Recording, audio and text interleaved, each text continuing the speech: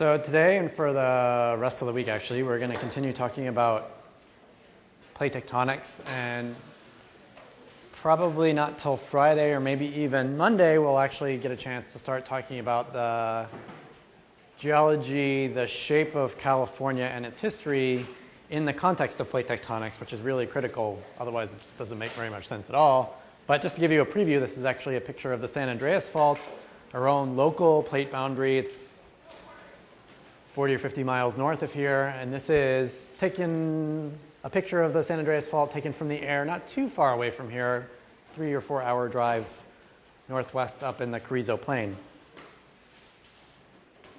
So over the past couple of lectures, we've introduced the idea of plate tectonics by looking at pictures like this, which is just a map showing all large earthquakes that have taken place between 2000 and 2008, projected up to the Earth's surface and then color-coded according to how deep they occurred. And you can see that these are, of course, very non-random. They occur in roughly linear arrays spread around the Earth's surface. Most of the earthquakes are quite shallow, less than 50 kilometers deep. In fact, quite a bit less deep than that, but that's what you can tell from looking at the color coding. And then deeper earthquakes are located in a few special places, particularly around the Pacific Ocean, achieving depths as great as something like 700 kilometers in a few places. And when we looked in more detail at one of those special places where deep earthquakes occur, in particular between Japan, which is hidden here behind lots of earthquakes, and Siberia, Kamchatka, we saw that there was a trend that the earthquakes got deeper the farther west you went. And where that line of earthquakes intersects the surface corresponds to a deep sea trench. And the idea here was, if you have earthquakes, the implication is that there is brittle material, brittle rock, lithosphere.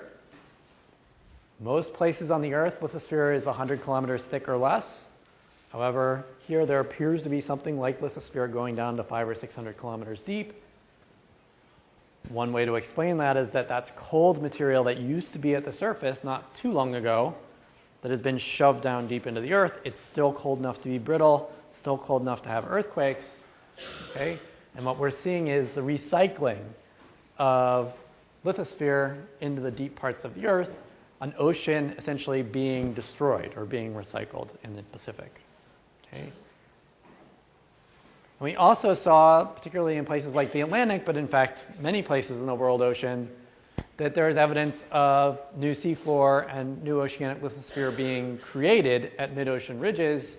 For instance, southwest of Iceland, right along the axis of the ridge, we can see that there's a strip of crust that has a strong measured magnetic field, suggesting that that's material that was erupted, crystallized, cooled in a magnetic field that pointed the same direction as today. But if you go to either side from that central ridge, you have weak magnetic field, strong, weak, suggesting that those were portions of the oceanic crust that were formed during progressively older magnetic reversals.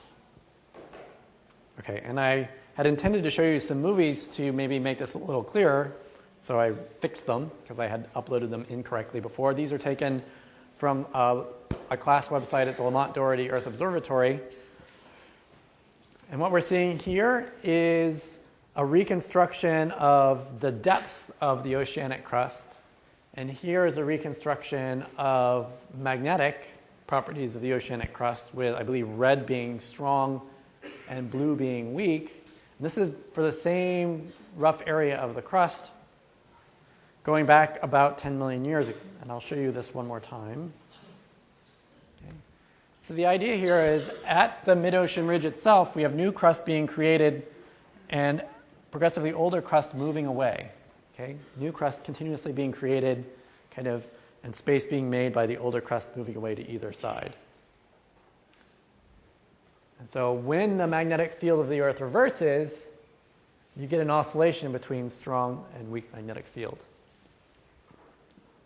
So it's like you're making a tape, a cassette tape, for those of you who remember cassette tapes, but you're making it on two sides at the same time. So you end up with a mirror image recording of the magnetic direction of the Earth's field frozen into the oceanic crust. Okay. And there's another way to look at this, which is perhaps a little bit more schematic. If I can find it. Okay. So this is a cartoon of the same process. This is a mid-ocean ridge right here. Okay, and the idea is we have mantle upwelling, melting a little bit, and then creating new crustal lithosphere that then moves out to either side. And as the Earth's magnetic field goes back and forth, that gets recorded in magnetic minerals like magnetite in that oceanic crust so that we can actually detect it with the magnetometer later. And so if I start this simulation, and I should say the age actually is a little funny here, but we'll see. Okay. So we have a period of reversed magnetic field, and so we make a white stripe. So we have a period of normal magnetic field, we make a dark, reversed, normal,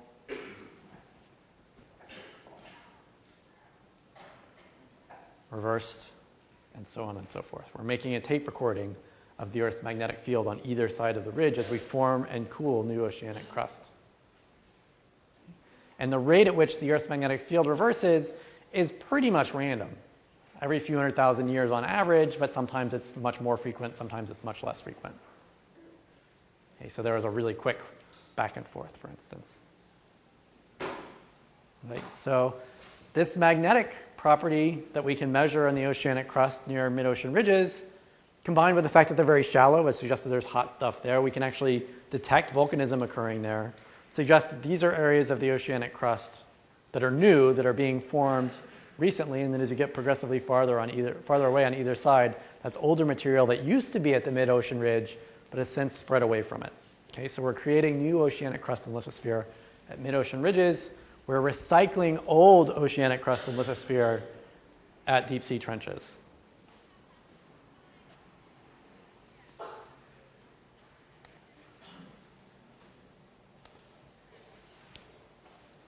Okay. So if we look at the distribution of ages of the seafloor, what we see is a pattern that's more or less mirror imaged around mid-ocean ridges wherever they occur. So in the Atlantic Ocean, here's where the Mid-Atlantic Ridge runs, right up between South America and Africa, between North America and Europe. The newest oceanic crust and lithosphere is right at the ridge. As you go away on either side, it gets progressively older. Similarly, in the Indian Ocean, there's another ridge. And in the Pacific Ocean, too. Then as you get farther and farther away, eventually you get older material. Okay, so here's the basic idea. Here's kind of a summary of how this works. The Earth's lithosphere, the brittle outermost 100 kilometers or so, is broken up into a moderate number of plates. Depending on how you count them, something like 15. There are actually a number of very small ones that I'm not including in this count. These are kind of the big ones you would see on a global map that I'll show you in a minute. If you count all the little ones, maybe 50 or even more. These plates are thin, of order 100 kilometers. They extend down to the bottom of the lithosphere. They're internally rigid, more or less. Okay, so they don't stretch.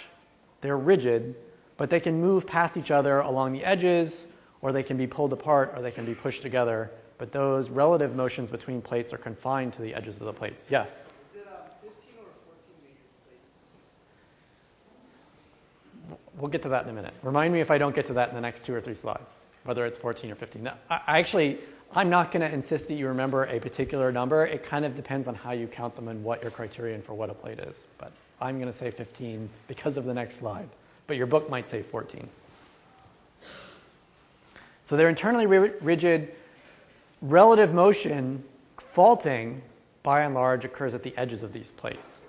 Okay? And they're moving relative to each other, not super fast, something like a few centimeters per year, which works out to a few tens of kilometers per million years.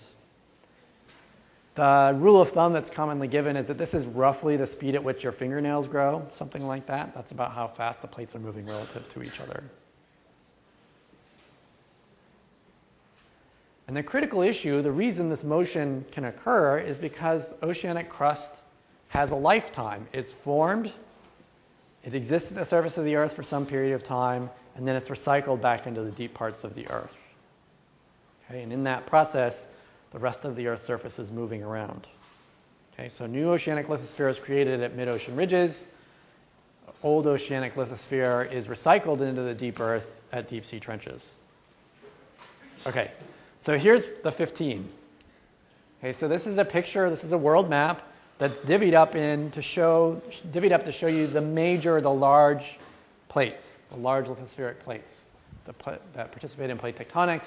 And by my count, you end up with 15 here. So 1, 2, 3, 4, 5, 6, 7, 8, 9, 10, 11, 12, 13, 14, 15, I think. Your book may say 14.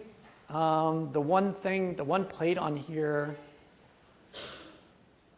that when I was in college we learned was one plate and is now considered two is Indian and Australian plates. When I was in college we learned that these were the same plate. Now it's considered that there's deformation occurring along a boundary roughly like this, so that they're actually moving separately from each other. And of course you could argue that some of the really small plates like the Wanda Fuca plate isn't major, but the exact count and how you get to that exact count. Of order a dozen, 10 to 20, 14 or 15, any of those numbers will get you through in terms of basic literacy of how plate tectonics works. In detail, there are lots of really tiny little plates that you can't see on this map. So the number is kind of arbitrary anyway.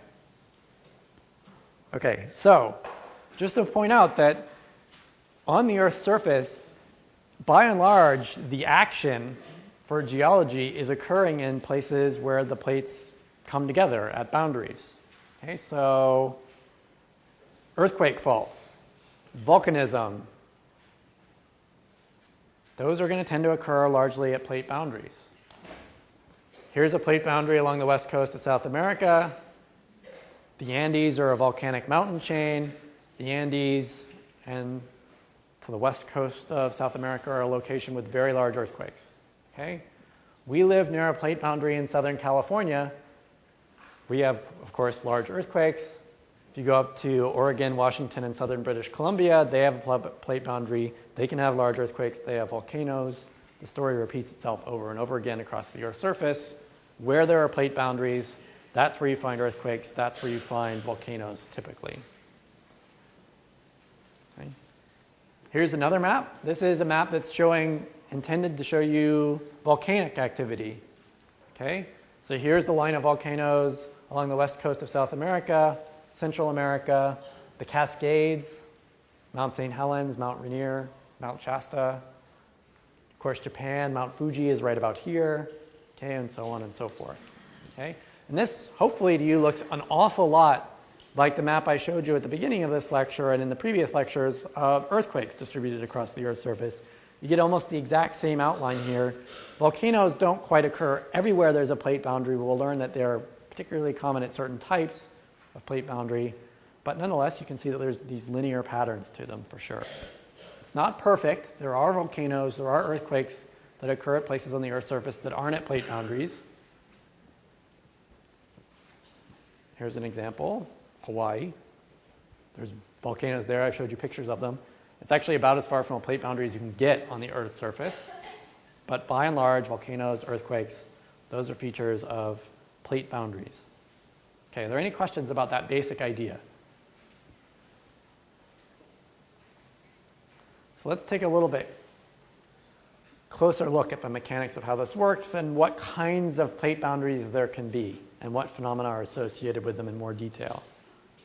Okay, so we've learned that new oceanic crust and lithosphere is formed at mid-ocean ridges and is recycled at deep sea trenches. Those are in fact two of the common types of plate boundary. In this case, where we're creating new crust, we're going to call that a divergent boundary because the plates on either side of it are pulling apart and making space for new oceanic crust to form in between them. Deep sea trenches, we're going to call that a convergent boundary because we have plates coming together, one of them going down the tubes and being recycled. And then to complete the story, there's a third type of boundary, which is a transform boundary, where you don't have new oceanic crust being created by spreading, you don't have oceanic crust necessarily being recycled by convergence, Instead, you have two plates that are just moving side by side horizontally. And in fact, that's the kind of boundary we live in. Okay, the San Andreas Fault, more or less, is a transform boundary where North America and the Pacific plate are sliding past each other horizontally.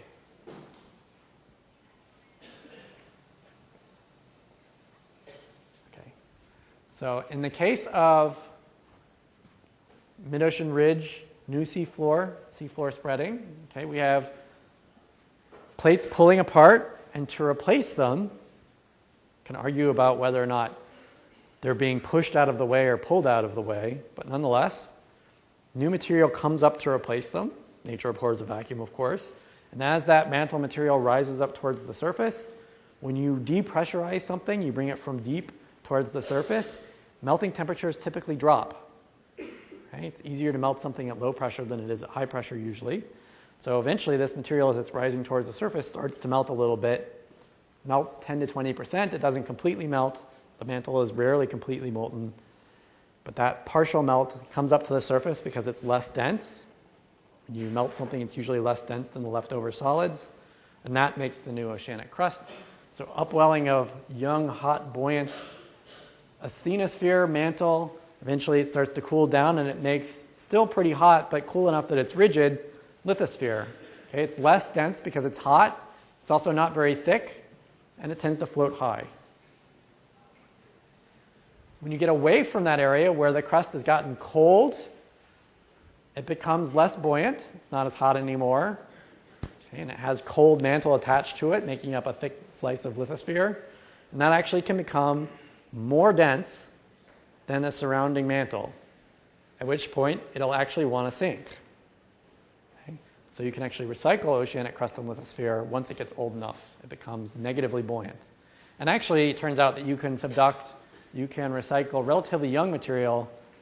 Entirely clear, at least to me, why that happens as easily as it does, but you can think of it as being perhaps pushed by being attached to a plate that has cold, old lithosphere on it. It's kind of all going down together. Okay, so a critical component here is that we're talking about a weird form of convection. Okay, remember convection is what happens when you have some fluid, some material that can flow. In the case of the Earth, we're talking mostly about solid materials that can flow, warm parts of the mantle, for instance. And as it cools down, it becomes more dense. As it heats up, it becomes less dense. In the case of the Earth, the cooling is happening at the top. The warming is happening at the bottom. And so things at the bottom tend to become less dense and want to rise up to the top. Things at the top tend to become more dense and want to fall back down to the bottom. And you set up a circulation, okay? A convection circulation. Just like hot coffee in a cup at the coffee shop, it's cooling off primarily at the surface where the liquid is exposed to cold air and can radiate away heat or get blown on. Okay? And that tends to fall down to the bottom and get replaced by warm material coming up from depth. And what we're looking at here is the top of a convection where hot material comes up, cools off at the Earth's surface, and then eventually falls back again. What we're not showing you in this picture is the rest of the story, right? What you might expect to happen is, okay, it goes down, heats up again, and comes back up. Okay? And this is one way of transferring heat, by actually moving hot material up to the region that's being cooled and moving cool material once it's cooled off back down into a region where it can warm up again. Okay, that's not the only kind of heating that can occur. Turns out to be the most important for understanding plate tectonics, but this is an oceanography class. We're not just interested in plate tectonics. So we'll just introduce the ideas of a couple other types of heat transfer, in particular radiative heating, heat that's given off in the form of electromagnetic radiation. Okay, and you can think of this as if you stand in front of a bonfire or a space heater, okay, you can actually, anything that's really hot, you can actually feel the heat, even though you're not in contact with it physically, even though you're not getting a wind blown off of it that's reaching you with convected heat. Just by standing in view of it, you're getting heat from it. And that's, in fact, if you go out on a sunny day, that's the warmth you feel, is radiative heat coming to you from the sun, the surface of which is like 5,500 degrees Celsius, much hotter than you are. It's giving you plenty of radiative heat. Okay? This turns out to be really important for cooling off lava, which, of course, glows because it's so hot. There's conductive heating. That's when you're actually touching something that has a different temperature than you, and you're exchanging heat by direct physical contact. Okay? Think of a pot on the stove. The pot's actually sitting on the burner, or sitting on, if you have an electric stove, an electric burner, and it's actually directly getting heat from the coils. And then finally, what's really important for plate tectonics is convective heating. And it's interesting to think a little bit about why convection is important for plate tectonics. It's actually not that complicated to figure out, though. Rocks are pretty bad at conducting heat. Okay, rocks don't move heat from one side to the other very easily. And rocks are largely opaque. Okay, light can't travel through them, so radiative heat has trouble making it through rocks. Okay, so the easiest way to transfer heat around when you're dealing with rocks is actually to move the hot rocks to one place and the cold rocks to another and replace each other. Okay, so plate boundaries come in three basic varieties. Okay, at the edges of boundaries, we can define them according to what the relative motions of the two plates on either side of the boundary are. There are divergent boundaries, where you have plates coming apart. Okay, and that's a place where you're going to construct new oceanic crust and lithosphere. There are convergent boundaries, where you have plates coming together, one of them being recycled, usually. And there are transform boundaries, where you have two plates that are neither being created or destroyed at their edges, but are nonetheless sliding past each other, okay, side by side.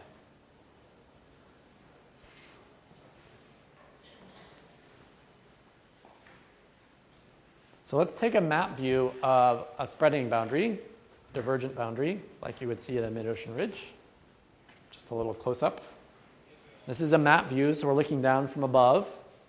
Okay, we have a plate on this side, a plate on this side, so we're looking at a plate boundary. They're different plates. In this case, the plates are moving this way relative to each other.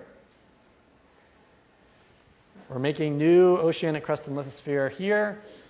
We're making new oceanic crust and lithosphere here. But if you remember back when we were looking at bathymetry maps of mid-ocean ridges, we saw that there are these funny right-angle bends in them, in the ridge axis itself. Okay, and these are really common. They're called transforms and fracture zones. And you can imagine if we have this plate going this way and this plate going this way, right here, we're still at a plate boundary, but instead of having the plates actually pulling apart across this line, we have the plates that are going like this across this line. They're moving side by side past each other right here. Okay? So in this case, we have a little piece of transform. We have a little piece of side-by-side motion stuck in the middle of a boundary that's overall divergent. So this is a typical map view of a mid-ocean ridge. We call it a divergent boundary, but it's important to remember actually stuck in between the little sections that are creating new oceanic crust and lithosphere, there are typically these little transform boundaries, these little offsetting faults that are going side by side rather than apart from each other. Okay. So both in the map of the age of the seafloor, and even if you just look at a map of the depths of the seafloor, hopefully you can kind of detect a difference between the Atlantic ridge and the ridge in the Pacific. Here's the Atlantic. Here's the Pacific. Can anybody suggest a difference between those two in the bathymetry?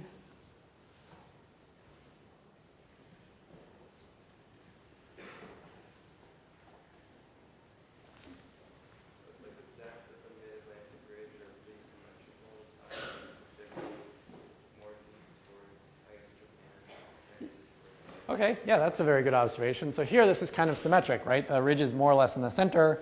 It gets deeper at the same rate on both sides, and eventually you end up with deep material kind of at the edges. Here it's off-center in the Pacific Ocean. It doesn't really get very deep before you get to South America, but it does get very deep if you go the other way.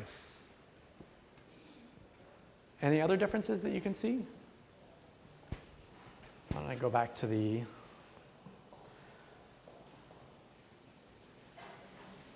On the plot of age, can you see a difference?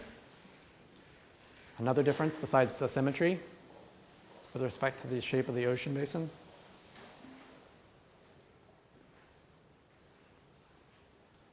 How about width? Which ridge is wider? Yeah. If I just measure the width of the red part, here it's, I can measure it with my fingers. It's about yay big. Of course, it's really bigger on the real world. Here, it's actually kind of out to here. It's quite a bit larger, 3 or 4 times as wide. Why? More active? Can you be a little bit more specific? Which one? Exactly. The Pacific is spreading faster. So this is color-coded by age. At a given age, or since a given time period, more oceanic crust has been created along a section of divergent boundary in the Pacific than the Atlantic. Okay? The East Pacific rise is actually spreading several times faster than the Mid-Atlantic ridge is. And so it's creating oceanic crust at a faster rate. Okay? And you can actually, it's a little weird on this map because it's distorted a bit towards the poles, but you can kind of eyeball how fast the ridges are spreading just by looking at how wide the red regions are in this map. And so actually the Pacific is about as fast as it gets. You get the widest red blotch. Particularly up in the North Atlantic, you get really, really slow rates.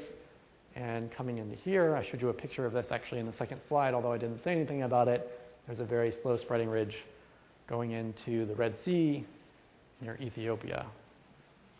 Okay. So there actually is a distinction between different types of spreading, particularly in the Atlantic, it's fairly slow. In the Indian Ocean, it's typically also slow or moderate speed. In the Pacific, it's quite fast.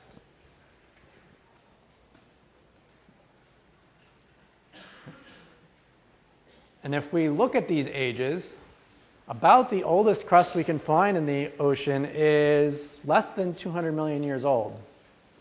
This is actually really interesting because our planet we can determine by measuring things like meteorites, by measuring the oldest rocks we find at the Earth's surface, is something like 4.6 billion years old. In fact, the oldest rock we can find at the surface of the Earth today that survived through our relatively dynamic history is of order of 4 billion years old. We find some crystals that are about 4.4 billion years old.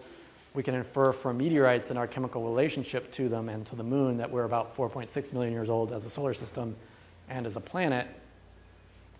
And yet, the oldest oceanic crust you can find is a tiny, tiny fraction of that age. Okay? Less than 5% as old as the planet as a whole.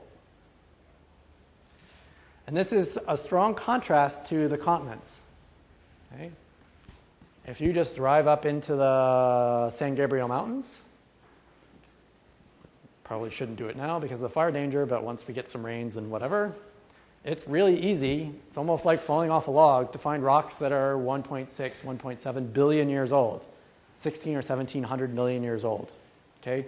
8 times older than the oldest oceanic crust. And that's no great shakes. In fact, in North America, those kinds of rocks are literally as common as dirt.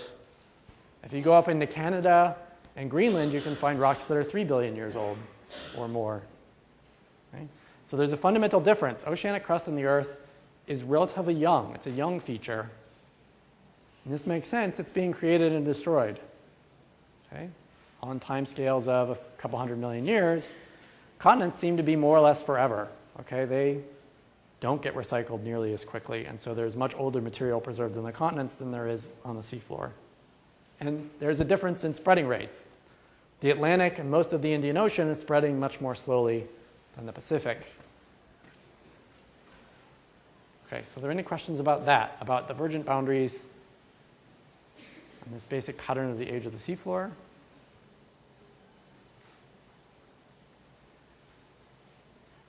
Okay, let's look at the other side of the scale, where convergence and recycling occur at deep sea trenches. Now, what we saw when we were looking at those earthquakes in Japan was that there was a pattern, a trend of earthquakes going down as you went farther west, and it extended to a depth of something like 500 or 600 kilometers. So there's pretty good evidence that when recycling happens, when you have oceanic crust going down into the deep parts of the Earth, it goes at least that deep, and it's still at that point cold enough that it can have earthquakes. Whatever their origin might be, it appears to still be brittle. Okay. So we can infer that recycling happens at least to a depth in the mantle of something like 500 or 600 kilometers, in some places maybe closer to 700. there's actually evidence that the recycling, the other part of this convection cycle, actually goes down basically all the way to the bottom of the mantle. But to see that, we can't just look simply at earthquakes. We don't really see earthquakes in the Earth happening below about 600 or 700 kilometers, which is kind of what you might expect for a couple of reasons. First of all, things going down, they're heating up while they're going down. Eventually, presumably, they get so hot they can't have earthquakes anymore. And it turns out that there are some apparent layers in the Earth of different density within the mantle itself, having to do with pressure causing changes in the mineral structures that make it perhaps slower for things to go down below that, but that certainly appear to do so. So if we ask the question, we can see recycling going down to at least 500 or 600 or 700 kilometers. What happens after that? We can try to answer that question using seismic tomography. Okay, and this is not looking directly at earthquakes and where they occur like we did in the case of Japan, but actually looking at earthquakes as they travel through the Earth and using them to generate a tomographic image of the deep structure of the planet. Remember, I showed you that picture of how seismic waves propagate through the Earth and that they bend when they reach boundaries or reflect when they reach boundaries through which seismic waves travel at different speed in the Earth. Okay? And so if we have lots of seismometers distributed around the Earth's surface and we listen for earthquakes happening elsewhere on the Earth's surface, we can actually try to invert all that information, try to figure out where on the Earth those bounces and bends are occurring in much the same way, the math is fairly similar, to the way that when you go to a doctor to get a CAT scan, they're shooting X-rays through your body from the outside, and from the absorption of those X-rays, they're actually inferring what the internal structure of your body or whatever is being X-rayed is. Okay? And from that tomography, what we can get in terms of our understanding of the structure of the Earth is what parts of the Earth, through which parts of the Earth do earthquake waves, seismic waves travel quickly, through what regions of the Earth do they travel relatively slowly.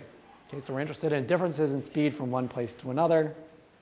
The reason we're interested in this is, first of all, that's what we can detect with seismic waves because that's what causes them to bend or go slow or fast or reflect. But also, it turns out that there's as far as we know, a good correlation between how fast seismic waves are propagating, how fast they move, and the temperature of the rocks through which they're moving. If you have relatively cold stuff, seismic waves are expected to travel relatively fast. If you have relatively hot stuff, seismic waves are expected to travel relatively slow. Cold things tend to be stiffer, hot things tend to be gooier. Seismic waves travel faster through stiff stuff. Okay? So it's common in these maps to see a color coding wherein fast materials are color-coded as blue, slow materials are color-coded as yellow or red. The inference is that this is actually kind of a temperature map, okay, or a relative temperature map. And what you can see here is a section across roughly the same region we're showing in the picture here. So again, near Japan, where we had deep earthquakes, remember? Okay, with Japan essentially right in the middle. In this case, it doesn't go exactly the same place, but it's pretty close. Okay. And this is what we see. So this is about where Japan would be. This is where the deep sea trench is. And we see in this tomographic image cold material, the blue stuff, fast material, going down to something like 500 or 600 kilometers deep, which is exactly what we saw when we just looked at where the earthquakes were happening. Okay, so that's good. It confirms that other information we had. Okay, it looks like there's cold material. It looks like there's fast material descending down into the deep part of the Earth. The interesting thing about these kinds of images, though, is that even past 600 kilometers or so, where the earthquakes stop, there appears to be fast material continuing down in kind of a drip, okay, or a sheet, going down all the way to the core mantle boundary, which is here at the bottom of the mantle. Okay, we don't bother plotting the mantle and these kinds of things. Okay, so not only does it look like from where earthquakes are occurring that oceanic crested lithosphere is recycled down to 500 or 600 kilometers, actually in some cases it appears to go all the way down to the bottom of the mantle. And so you can imagine something like a whole mantle scale convection pattern, okay, all the way down, all the way up. This is a little bit controversial. It's not generally agreed that this is what's happening, but you can certainly look at a picture like this and see why people might believe that's happening. Okay, there's definitely evidence for it. Okay. So it turns out that you can actually have a couple of different types of convergent boundaries depending on what's on either side. Actually, there's a third type that I'll get to also. Okay. So wherever you have material being recycled, it's almost always going to be oceanic crust and lithosphere because that's relatively dense, it's relatively thin. If something's going to go down into the mantle, it's going to be the stuff that's the least buoyant. So you would imagine if there's ocean available to go down, it's going to be the ocean that goes down. You can have convergent boundaries where both sides are ocean. One side goes down, one side doesn't. And you can have convergent boundaries where one side is the continent and one side is ocean and the ocean's going down. Okay? And we have plenty of examples of both right around the Pacific Ocean, ocean, the Aleutians, the Marianas Islands would be another example. Ocean continent, the Middle America Trench south of Mexico, or a particularly good example is off the west coast of South America and the Andes, the Peru-Chile Trench. Okay, so this is a bathymetric map showing the Aleutians, by the way. Here's San Francisco, here's Seattle, British Columbia, Alaska here. You can see this big arc going across the very northern part of the Pacific Ocean. These are the Aleutian Islands. It's a volcanic island chain with big earthquakes. It's a plate boundary with a deep sea trench. So it's an active plate boundary. And where it comes up here, it becomes an active margin. Okay. So this is an example of ocean-ocean convergence. You have ocean on both sides. One of the sides is going down, and you have a line of volcanoes on the other side. How does that work? We talked about, here's an example of ocean-continent convergence. I mentioned Peru-Chile. This is just another example. This is Indonesia. Singapore is right up here. It's kind of blurred out for reasons I don't understand. That's what, I guess, the danger of getting images off the web. Okay, but here's a convergent boundary where we have the Indian Ocean, the Indian Plate, converging on Southeast Asia, in this case the island of Sumatra in Indonesia. One side has continental crust, one side has oceanic crust and lithosphere. It's the ocean that seems to be going down. Then on the other side you have a line of volcanoes, actually lots and lots of volcanoes in the case of Sumatra. Anybody know Krakatoa, the mountain that blew up about 100 years ago? That's right in here, actually. Still active today, by the way. There's a new island where the old one used to be. Okay, so what's happening here? Well, we can look at a little animation to get a sense of what convergence does to actually cause volcanoes to happen. So we have recycling of oceanic crust and lithosphere going down the tubes, in this case beneath continental crust, which is thick. Okay. And what's happening to this oceanic crust and lithosphere as it gets deeper into the Earth? What's happening to it thermally? Yeah, you're shoving it down into hot stuff because the Earth gets hotter the deeper you go, so it's going to be heating up. Where has it been? It's been right under the ocean. So if you take something and you soak it in cold water, and then you throw it in a hot oven, what's going to happen? The water is going to come off, right? It's going to steam. Actually, this happens if you've ever been running a fireplace and you throw wet wood on the fire. All the steam comes up before anything happens. Okay? Oceanic crust and lithosphere actually aren't that different. When they're up here sitting under the ocean itself, they take up water in the form of minerals that have water in their structures. They have sediments falling on them that in some cases have water in them. And there's just pore water and stuff like that. As it goes down the tubes, that water starts coming off. Okay? A lot of it comes off near the surface. As it gets down, there's still a little bit left. It gets hotter and hotter. That water is coming off and coming off and coming off, down to at least a depth of 100 kilometers or so. Okay, quite deep. And so that's what you're seeing here is this kind of shimmer of water-rich fluids coming off this descending oceanic crust. Okay. It turns out that when you add water to rocks, you actually make it easier to melt the rocks. Okay. The water fluxes rocks that it passes through. A flux is something that lowers the melting temperature. A good example of a flux that you may be more familiar with, at least those of you who aren't from Southern California, is salt. Okay, if you go out on a cold winter day and there's ice on your sidewalk and you don't want to fall down, you put ice on the sidewalk.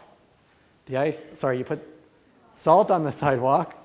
The salt dissolves in the water a little bit. You make some salty water, and salty water has a much lower melting temperature, lower freezing temperature, than pure ice, okay, or than pure salt. Okay, so the salt fluxes the ice. It makes its melting temperature lower, and it causes the ice to melt. Even though the salt doesn't heat up the water very much, doesn't heat up the ice, it's still sitting outside. It's at whatever temperature the outside is, but it lowers the melting temperature and causes melting that way, okay, by a chemical change. Okay? And something very similar happens when you take water and you push it through rocks. You lower the melting temperatures of those rocks. And so what tends to happen where you have these convergent boundaries is that the water coming off the descending oceanic crust and whatever sediments are attached to it lowers the melting temperature of the overlying mantle and actually causes it to melt somewhat. Okay, we're not making it hotter. In fact, we're shoving something cold down. Okay, if anything, we're making it colder. But we're adding water to it that lowers the melting temperature and causes melting to happen. So these volcanoes that we find associated with convergent plate boundaries, they're flux melting. They're rocks that are being melted because they're getting wet and their melting temperature is being lowered, not because you're bringing hot rocks near the Earth's surface. So you get volcanoes that commonly have a somewhat different composition, for instance, and different chemical properties at convergent boundaries than you do at divergent boundaries. Although there's actually some similarities too. Okay, so we can have ocean-ocean convergence like the Aleutians. We can have ocean-continent convergence like Peru, or like I showed you with Sumatra. We can also, of course, at least in principle, to be complete, worry about what happens when a continent comes up against a continent. Is it going to be easy to recycle a continent down deep into the Earth?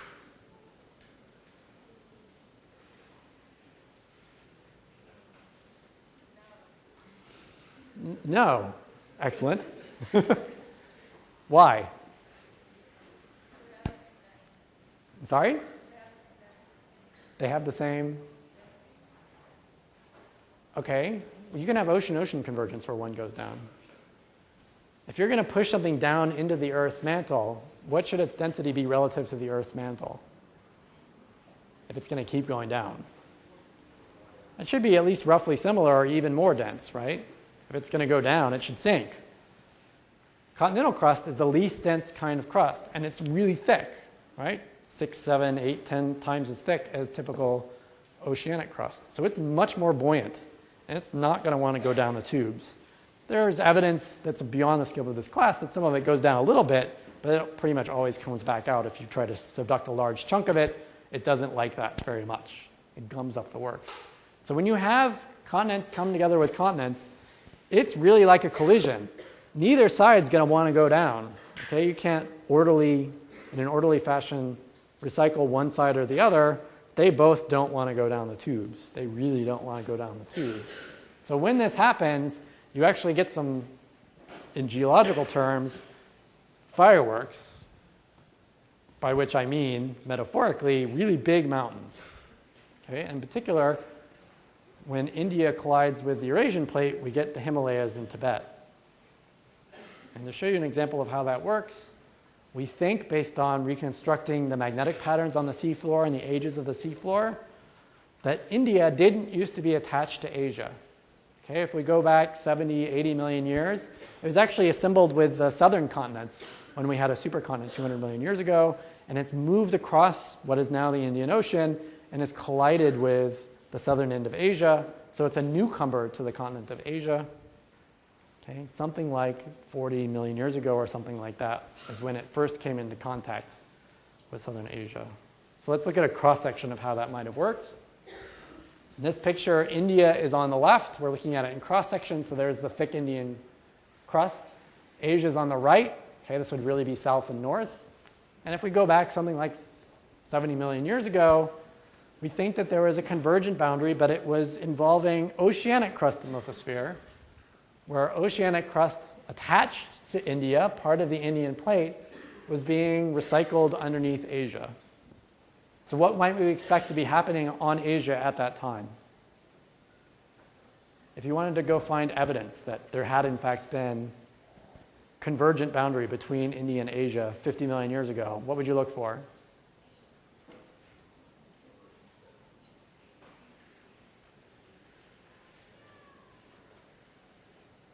What do we see at convergent boundaries today where one side is oceanic crust and lithosphere that's being recycled? We see volcanoes, particularly on the overriding one, right, which would be India in this case. So we might expect to be able to go into India or Asia and find evidence that there were volcanoes 60 million years ago, 70 million years ago, right? So we can actually check these things geologically. But at some point, you run out of oceanic crust. And at that point, you have India up against Asia. And neither one wants to go down. Okay, they're just... And if they keep going together, they can't go down, so they just pile up at the surface. And you get extra thick crust. And because continental crust is the least dense kind of crust, where you have it really thick, you're going to have it really high. Okay? So over time, build up this big pile of collided crustal material, including some old oceanic crust, including sediments, of course, that were being shed off a margin, and you make a big all mountain range. Okay, and if they keep colliding, you start doubling up the thickness of the crust. Neither one wants to go down. You end up with a very thick crust underlying high average elevations, which is exactly what you see when you go to Tibet today. So here's India today. Okay. Here's Asia. The high Himalaya are right along here. In fact, Mount Everest is right around here. Okay? And then even behind the Himalayas, you have this large region, Tibet's big, of average elevations that are 4 or 5 kilometers above sea level, as high as anything in the continental United States, the top of Mount Whitney. Here we have an area, a significant fraction of the size of the continental United States that's all at the same elevation as the top of Mount Whitney. Okay, so this is what happens when continent tries to collide with continent. Neither one wants to go down, so they just pile up at the surface, and you get lots of mountains and high terrain. All right, so I'll see you on Friday. We'll come back, we'll talk about transform boundaries, and we'll talk about the plate tectonics of California.